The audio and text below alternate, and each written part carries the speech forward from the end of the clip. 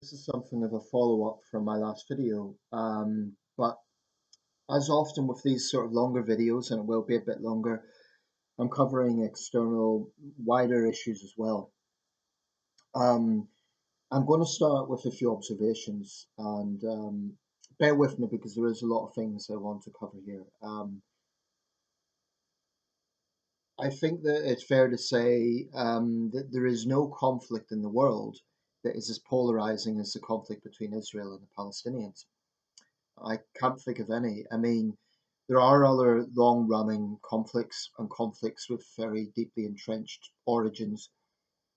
We think of Russia and Ukraine, Turkey and the Kurds, India and Pakistan, Armenia and Azerbaijan, and there's other examples. And there's numerous conflicts around the world that have been going on for decades at what are classed as low level insurgencies. Um, I think, for example, of the various insurgencies from Mindanao, the southern island in the Philippines. There's been a few in Indonesia and certainly in many of the African states and a few in South America. So there are long running conflicts that also have deeply entrenched problems, but none are as polarizing as this one. And wonder why that is. I think certainly the fact that it's a cradle of three major religions is part of it. That's true to some extent in the other conflicts in the Middle East. I mean, Iraq is often said to be, aside from being an ancient civilization, it also has biblical connections. But obviously, Jerusalem is right at the heart of this, and that could be one factor. Um, this is a particularly costly war. Before I'd said, well, it doesn't make sense that this gets more attention when there's deadlier conflicts in the world, but this is actually now having the distinction of, proportionally speaking, the deadliest conflict of the 21st century. I'd be a little bit cautious about that because there've been other periods of intensity and warfare. For example, the closing months, the closing weeks, I should say, of the Sri Lankan Civil War, 20,000 were reported to have died in those closing weeks in 2009. So surely that would be a rate that would be, if not higher, at least similar. Um, Syria, far more have died, but that was over 10 years, up to 500,000 dead.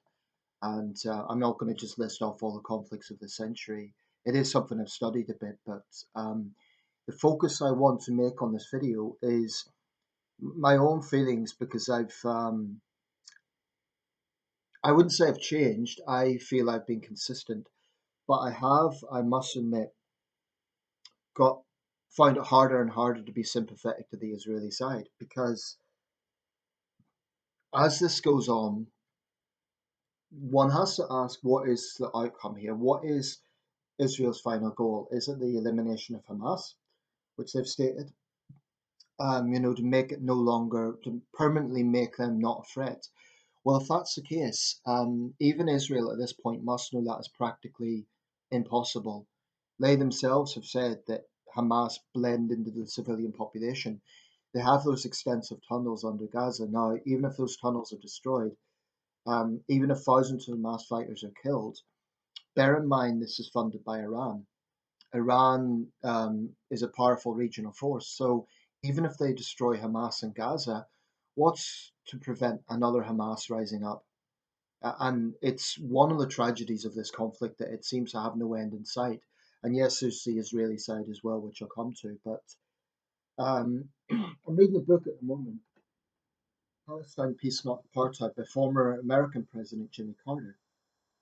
This was published in the 2000s. Now, the title, some would find contentious. A quick word about that. Palestine, it is true that there's never been a nation state of Palestine. Never been a Republic of Palestine or a Kingdom of Palestine. The word, as I understand it, is derived from the Greek Philistine. The Romans then used that in the ancient province of Palestine, which is contiguous with Jesus, the time of Christ and the apostles. It was known as Palestine at that time because it was a Roman province. And if you know your Bible, you'll know that the Jews in the region had to refer to the Roman governors, Pontius Pilate being the local governor there.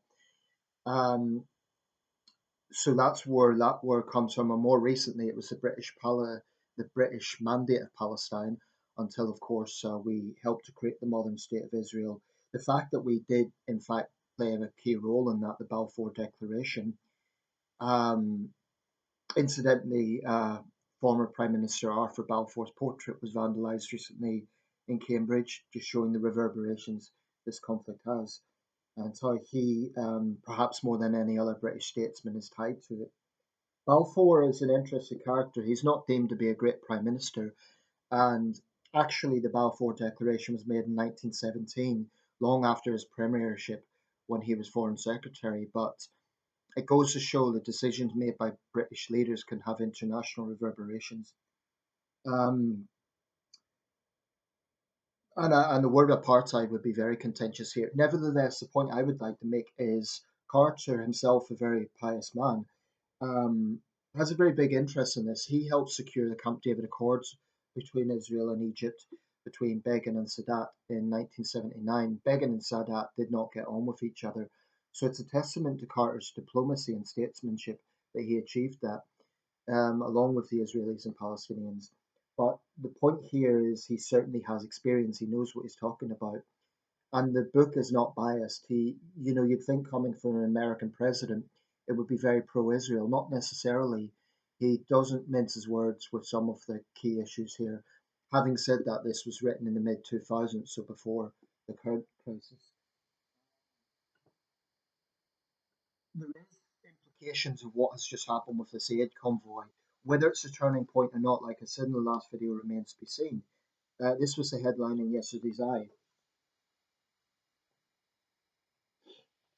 UK demands answers after Israeli strike kills 7 aid workers. Three British nationals, including former Royal Marine, among 7 dead in attack by the IDF. All the papers were covering this yesterday. Cameron calls on Israel to urgently explain strike as he demands protection for aid workers. Netanyahu calls bombing unintentional as he offers condolences, saying it happens in war. I'll come back to that point.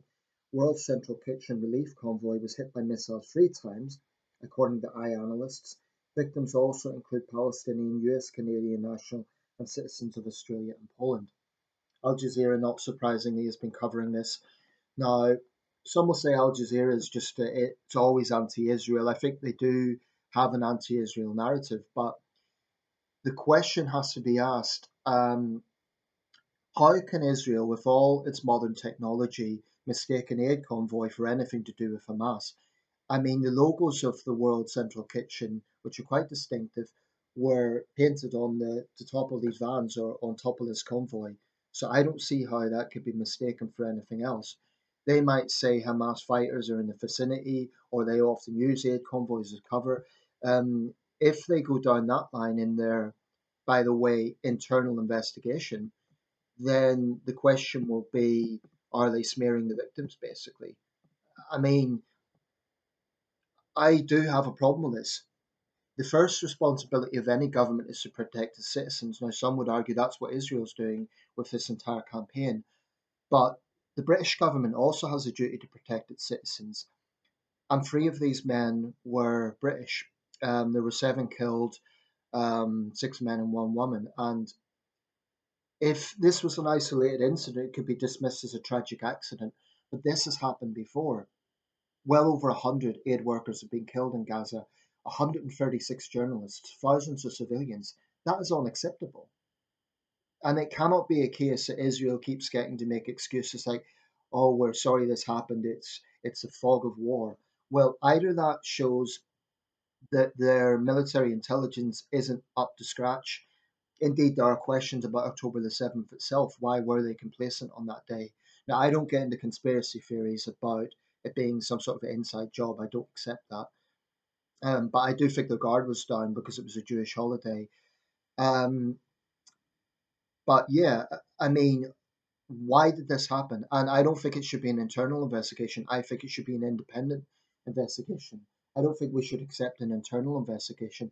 I think we should demand that Israel allows an independent investigation unhindered. But then even the investigators will find themselves under fire because this is such a deadly place right now. I mean, you have a situation where there's an extensive campaign, military campaign, a lot of it a bombing campaign, densely populated. There have been civilian casualties, even if you don't accept the figures from the Gaza Health Ministry, which is run by Hamas.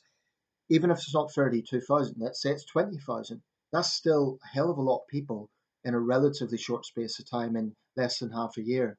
So Israel has real questions to answer here about the. I do not believe that they're doing everything in their power to prevent civilian casualties, and I do not believe that they're doing everything in their power to allow aid into the area.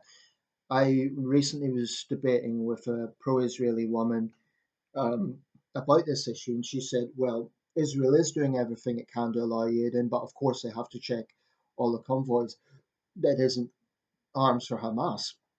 Yes, but how does that explain when they're holding back relief convoys that are carrying flour and oil and so on? There comes a point where you have to say, is Israel just deliberately trying to hold this stuff back as some sort of strategy to starve the Palestinians? You have to wonder. Now, it's not yet at a point of full scale famine, and there's propaganda flying on both sides. I mean, I've seen Hebrew language videos pertaining to show that there's no real crisis there, that Palestinians are eating as normal. I would not believe that at all.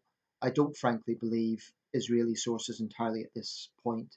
Um, I certainly don't believe all Palestinian sources, but because in the past there's been examples of Palestinian victims from alleged Israeli airstrikes, and it turned out to be Syrian victims of Assad's bombing in the Syria war.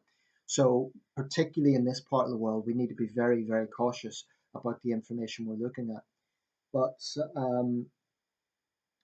I think Israel needs to really explain what is its end goal. If it's the elimination of Hamas, i.e., this is one attack too many, October the 7th, and we're going to eliminate this threat once and for all, that makes sense. But then it leads to an obvious problem. There are still dozens of hostages. Now, how many have been killed, no one knows, but there's still dozens of hostages.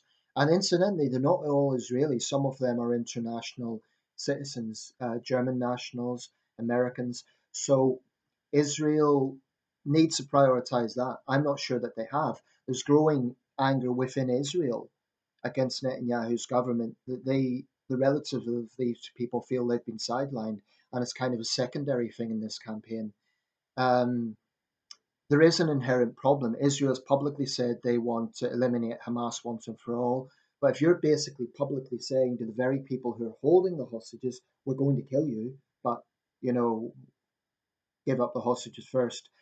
Well, Hamas could just use that as leverage. They could just say, we'll hold on to the hostages because it will keep us alive. The specific um, the specific Hamas fighters who are holding them, that is. Um, By the way, regarding what Hamas is called, I have no problem calling them a terrorist organization because they deliberately targeted Israeli civilians on October the 7th. Now, I've heard it grotesquely argued that was an act of resistance. I will take issue with anyone calling the rape of Israeli women, the murder of Israeli children, the murder of unarmed Israeli men as a legitimate act of resistance. It wasn't.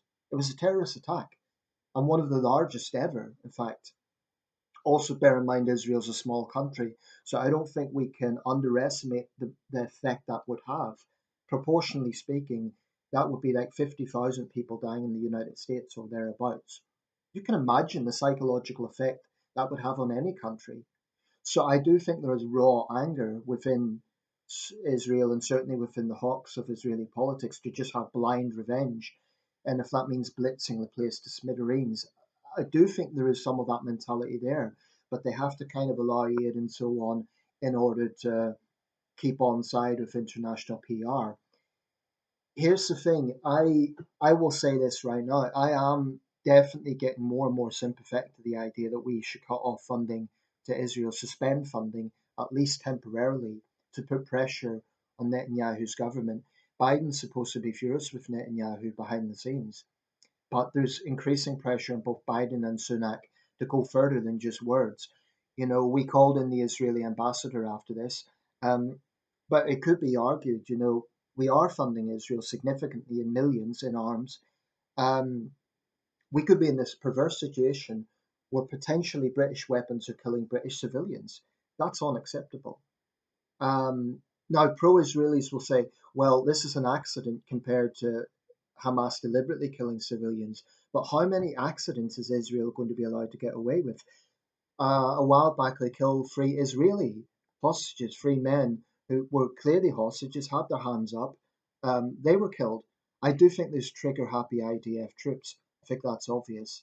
Um, Apparently, the particular unit that was responsible for this attack on the aid convoy isn't like the mainstream Israeli Air Force. It's an elite unit. That raises questions as to what sort of power they're being given, and are they maybe even being cavalier? Are they doing their own thing? Who knows? I do think many Israelis feel this is a battle for survival, and therein lies another issue. Um, I don't think I have a big problem with people being expected to be either label themselves pro-Israel or pro-Palestine. I never have. I've always resisted that precisely because this conflict is so complex. Let me give an example. There will be some who say this could all end if Israel ends the occupation, if they end the military campaign, etc. I definitely see a moral argument for a ceasefire now because of the extent of civilian suffering to allow aid in. What Israel says is that will simply allow Hamas to rebuild and launch more attacks. I think if there is a ceasefire, the point here is there should be pressure put on Hamas as well. Any sort of leverage put towards the Palestinians has to come with pressure on Hamas to renounce their violence against Israel. They keep justifying this as legitimate resistance, but this is not aimed at the IDF. It's not even aimed at Israeli politicians. This is specifically aimed at the Israeli people. Now, how Hamas can deny that is obscene. And bear in mind, they're funded by very wealthy, the heads of Hamas are not living in poverty in Gaza. They're living in luxury in Qatar and um, other places far removed from the direct line of this conflict. So that to Palestinians should raise anger against Hamas. Um, but there's a few things that make me very uneasy about this right now. I don't like the tribalism of it. I don't like how people are expected to be pro one side or the other. But I also I am uneasy about the extent of civilian suffering. Um, I am uneasy about also the implications it has on the reputation of this country because we can criticize Israel's excess, but then we continue funding them, so we will be implicated with that. Today, dozens of academics have signed a letter calling for the suspension of arms. Um, But what I would say to anyone talking about an immediate ceasefire, and like I say, I am getting more sympathetic to that idea, but it must come with certain conditions. For example, Israel must not impede any aid getting into Gaza, none.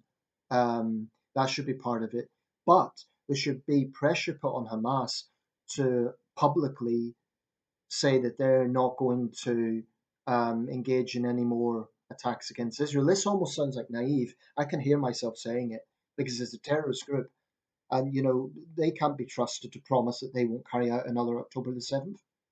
So I think pro-Palestinians need to recognise that Hamas is a liability. Plus, it goes without saying, billions have been sent into Gaza. They're living in tunnels. It's the Palestinian people above that are suffering. But at the same time, I don't think it no longer holds that Israel could just say, well, we're sorry about the civilian casualties, but Hamas hide among them. Not in every case.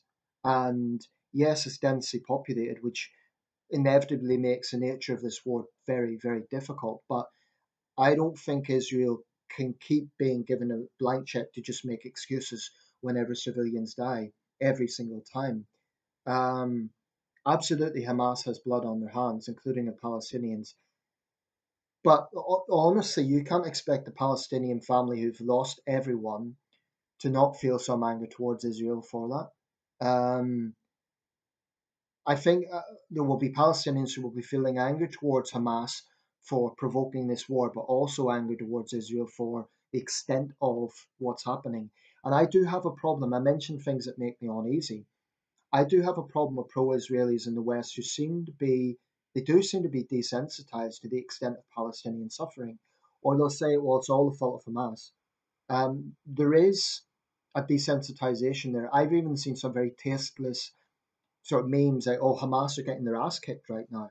Yeah, well, so are a lot of civilians. It's I don't think anyone should be joking about this war. It's a horrible situation, and it's a very depressing situation. And I don't know how it's going to end, but I think the problem with not going for a ceasefire, and interestingly enough, though, talking of the ceasefire, apparently China and Russia recently blocked an American proposal for a ceasefire, and one would think that's simply to oppose America. Now, the great powers shouldn't be playing games here. They shouldn't be playing games in order just to save face or have a go at the other side. I think it's in everyone's interest that this ends as soon as possible. But there's going to be generations of hatred, and this is the tragedy of it. You just know that children growing up in Gaza today are going to grow up to hate Israel. So it's like a never ending cycle. And it's so depressing because it's very, very hard to know what the answer is. But I am adamant that we're in a situation where we are being associated with Israel's excesses. Now, generally speaking, we have good relations with Israel. It's often said to be an ally, but there's a few questions around that. Relations haven't always been wonderful. In the 2000s, or maybe it was the early 2010s, Mossad was found to be using the IDs of British nationals in one of their covert operations. Um, so Israel's not above putting its own interests at the expense of citizens of other countries. Um, that definitely raises questions. Looking at the foundations of the Israeli state, there was a King David Hotel bombing, 1946, by the terrorist Irgun organization. There were, to be fair, senior Zionists at the time who did condemn it, but there was some controversy on the plaque at that site, at the former King David Hotel, which sort of said some civilians tragically died in this operation. And I know the Foreign Office wasn't happy about that. But that's, going back a long way. The point I'm making here is looking at the relationship between Britain and Israel. Obviously, we played a key part, the Balfour Declaration, in setting up the State of Israel. So we can't just be detached from this. Um, but I do think it damages our international reputation, and it leaves us open to accusations of hypocrisy. Now, some will draw analogies with Ukraine. I insist, in fact, that the two conflicts are different because with one, you have a sovereign state that was invaded by another sovereign state over irredentist obsessions. With the other, you have a sovereign state that is responding militarily to a terrorist attack, but is doing that within an autonomous region, the Gaza Strip. Autonomous in the sense it's not a full nation state. Um, some would say it is occupied by Israeli. Israelis would say, well, Hamas has been in charge since 2007.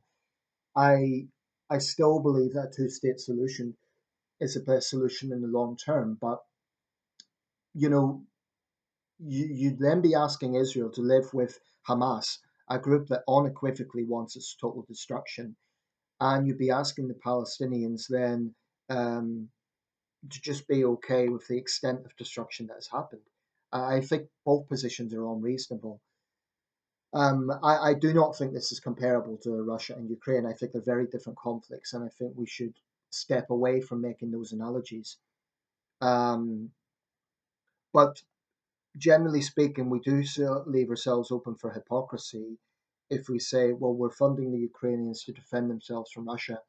Um, we're also funding the Israelis to defend themselves from Hamas, but it's just unfortunately a lot of civilians die in the process. Now, if Ukraine started really, bombing Russian cities, I know they've had drone attacks within Russia, but if they really started bombing Russian cities, I'd be uneasy with that. I'd be uneasy with you know, point blank, I am uneasy with the death of civilians in combat.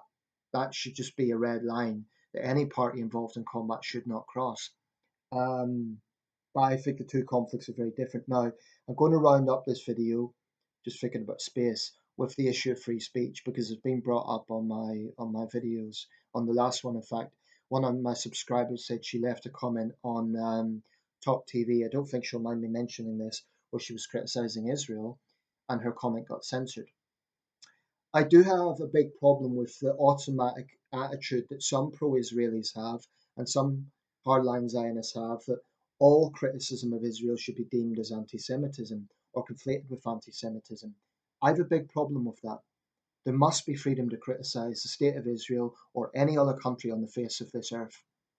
Um, that that is fundamental to debate in a free society. Um, where I have questioned the pro-Palestinian side. Now, I'm not talking about Palestinians because obviously they have personal interests, but I'm talking about like Western pro-Palestinians. I do question the obsession with Israel, i.e., why is Israel singled out? Why is why is there not also condemnation of what Assad does to the Syrian people? Hundreds of thousands killed in that war. What Iran does to its people. So I do question the singling out of Israel, but I will defend anyone's right to criticize Israeli policy. Indeed, many Jews have, Chuck Schumer being a prominent example. So I do have a big problem with those who want to manipulate criticism of Israel and silence it by saying it's anti-Semitism. Having said that, we've seen large pro-Palestinian demos. They can hardly say they've had their voice silenced. There's unquestionably Hamas supporters among them. Not all of them, but they're there. And the Mets haven't been consistent on this. You know, they have said they would look into it when jihadists have openly called for jihad. Jewish people have been told for their own safety to bring down missing children posters. That's a disgrace. So the Met, in my opinion, have failed to be consistent. They talk about the numbers, yes, but they have not been consistent in this. Um, I'm going to have to wrap this up soon, but I reject this idea that one has to be absolutely on one side or the other. I am increasingly uneasy with how far this war is going, but I also think looking long term, people need to look at the situation both sides are in. Now, I think it's unreasonable to say to the Israelis, you have to support two-state solution when Hamas wants your destruction. There needs to be much more pressure put on Hamas, including from the likes of South Africa, that are pro-Palestinian.